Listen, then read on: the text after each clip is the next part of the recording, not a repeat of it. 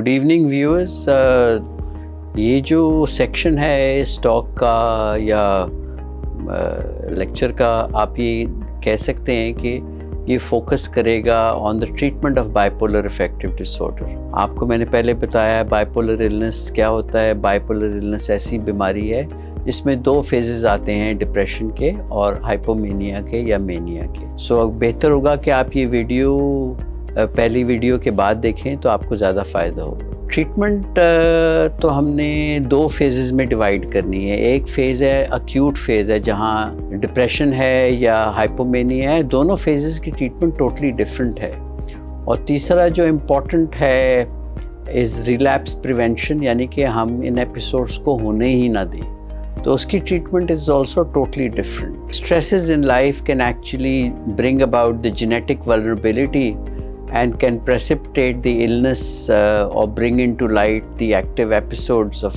hypomania and depression. Top of the list stresses जो हैं इंसानों के वो हैं relationships के। तो relationship की difficulties, stresses, if people are not able to manage or they are more than what people can cope with, can lead to relapses and can really as stress. Second जो life event है which is very high on the life event scale is divorce. Migration हम समझते हैं कि ये काम आसान है, from one continent to another or maybe from one home to another or maybe from one city to another is also a very stressful life event. Then stressful jobs, you know, जहाँ आपकी demands जो हैं of the job outweigh either your capability or time constraint. आजकल के ज़माने में जो हम देख रहे हैं, but lo and behold हमेशा से है, economic hardships do not actually help the relapse index. जितना मैंने ज़हनी बीमारियाँ इंक्लूडिंग बाइपोलर इलनेस कोविड-19 में भी देखी हैं, जहाँ सेंस ऑफ आइसोलेशन था, bereavement थे, लॉसेस थी, डेथ्स थी, inability to see loved ones, not being able to seek help at the right time, not being able to go to hospital. They've all contributed, and the virus itself also it is also believed that it is linked with actually in some case genesis of mental ill health. कोविड-19 में हमने ये भी देखा कि लोग ज़्यादा घरों में बैठे रहे, सो सब्सटेंस मिसयूज़ यानी कि drug addiction, alcohol, illicit drugs, और यहाँ हमारे मुल्क में जो बहुत कॉमन है विच इज़ बेंजोडाइज़ेपिन डिपेंडेंस। ख़वातीन ख़ास तौर पे इसमें हैं जो कि ये ज़ैनेक्स या लेक्सोटनल की गोलियाँ, एल्प जैसी गोलियाँ मंगवा लेती हैं नौकरों से और ये फिर खाती रहती हैं।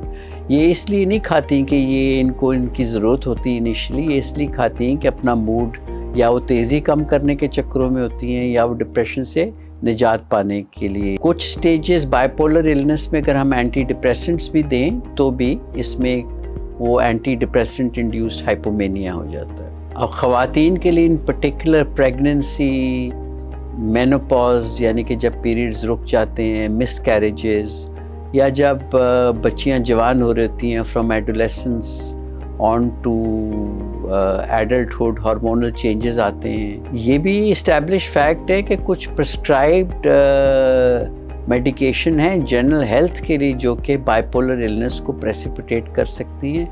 उनमें सबसे कॉमन जो है हम कॉर्टिकोस्टेरॉइड्स देखते हैं, और स्टेरॉइड्स आपको पता है कि काफ़ी सारी बीमारियों के लिए दिया जाता है, मोस्टली ऑटोइम्यून डिजीज़ के लिए। तो corticosteroids can actually precipitate or induce episodes of hypomania and depression. Treatment challenges हैं इस बीमारी में just like any other complex lifelong condition. पहले तो treatment challenge में हमने पूरी कोशिश करनी है कि life events को जितना हम minimize कर सकते हैं या जितने बेहतर तरीके से handle कर सकते हैं, और दूसरा अपनी फ़िज़िकल हेल्थ प्रॉब्लम्स को जितना भी हम बेहतर तरीके से कंट्रोल कर सकते हैं। In essence physical health problems and life events both act as destabilisers and can produce either episodes of depression और मेनिया। एक ख़ास किस्म की बाइपोलर अफेक्टिव डिसऑर्डर की किस्म को मैं शायद पहले टच नहीं कर पाया, वो हम कहते हैं रैपिड साइक्लिंग डिसऑर्डर, यानी कि वो यहाँ तो मंथ्स और वीक्स में एपिसोड्स रहते हैं, but rapid cycling bipolar illness में mood can even fluctuate from hour to hour और डे टू डे और week to week. Treatment challenge और मेरे एज अ क्लिनिशियन के लिए जो सबसे इम्पॉर्टेंट चीज़ है that in states of depression there is a very high risk of suicide. जैसे आपको इल्म है कि सुसाइड हो जाए तो उसके बारे में तो इंसान कुछ नहीं कर सकता, but largely prevention of suicide is very important. दूसरा ट्रीटमेंट का चैलेंज सबसे बड़ा मेरे लिए जो है as a very experience clinician इस प्रिवेंशन ऑफ फर्दर एपिसोड्स, यानी कि एक एपिसोड डिप्रेशन का हो गया या मेनिया का हो गया या प्रीवियस एपिसोड्स हुए हुए, तो how can we prevent further relapses और रिकरेंसेस ऑफ द इलनेस। मैं ज़्यादा डिटेल में अक्सर ट्रीटमेंट ऑप्शंस में इसलिए नहीं जाता कि लोग खुद से दवाइयाँ ख़रीद के उनको शुरू कर देते हैं without having established an accurate diagnosis, but largely bipolar illness की treatment is like any other mental illness biopsychosocial। biopsychosocial का मतलब है कि चूँकि बायोलॉजी डिस्टर्ब्ड होती है तो उसको हमें करेक्ट करना पड़ता है। जब बीमारी होती है तो उसके साइकोलॉजिकल और सोशल रिपरकशंस होते हैं। प्रोफाइलेक्टिक ट्रीटमेंट भी वेरियस स्टेजेस में डिफरेंट है, लेस क्लियर है। तो रोल है मूड स्टेबलाइजर्स का इन prevention of further episodes. Acute phase में ट्रीटमेंट है एंटी डिप्रेसेंट्स की और एंटी साइकोटिक्स की। तो जहाँ तक मेरा ताल्लुक है, मैं तो आई गो अराउंड एस्टैब्लिश गाइडलाइंस। पहली बात तो ये है कि ट्रीटमेंट के लिए एक रोबस्ट डायग्नोसिस होना चाहिए। चूँकि आप बीमारी को डायग्नोज नहीं करेंगे तो ट्रीट नहीं कर सकते।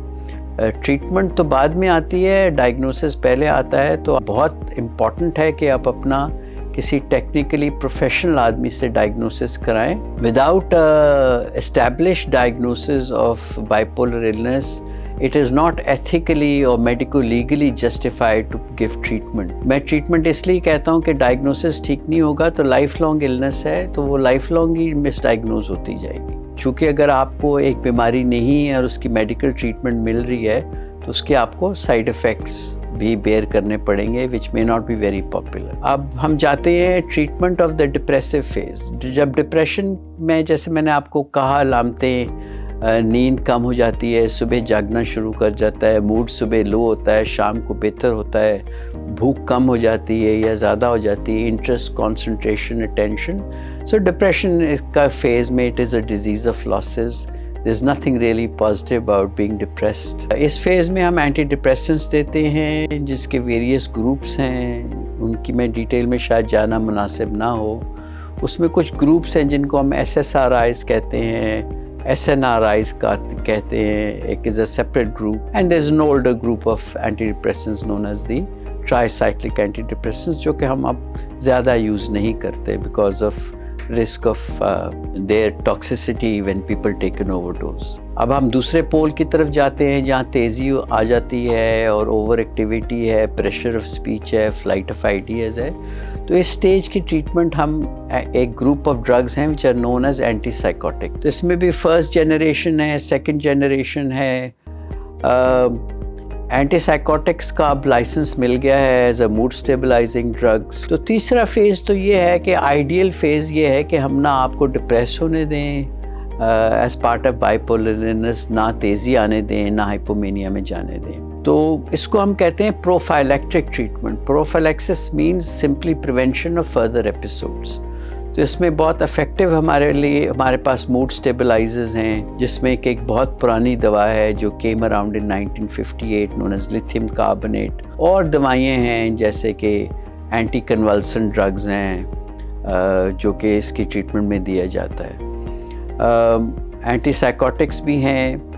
बहुत इम्पॉर्टेंट बात यह है कि आप अपने लाइफ इवेंट्स को कंट्रोल करें या उनको पर्सपेक्टिव में रखें। कुछ लोग कहते हैं कि जी अल्लाह मियाँ की तरफ से आई हुई बीमारी है, हम कैसे ठीक कर सकते हैं। अल्लाह मियाँ की तरफ से तो बड़ी मुश्किलात और इम्तिहानात इंसानों के आते हैं, लेकिन अल्लाह मियाँ ने और मज़हब ने ये भी बताया है कि हर चीज़ के लिए आप अपना इलाज भी कराएं और इलाज से पहले प्रॉपर तशख़ीस होनी चाहिए।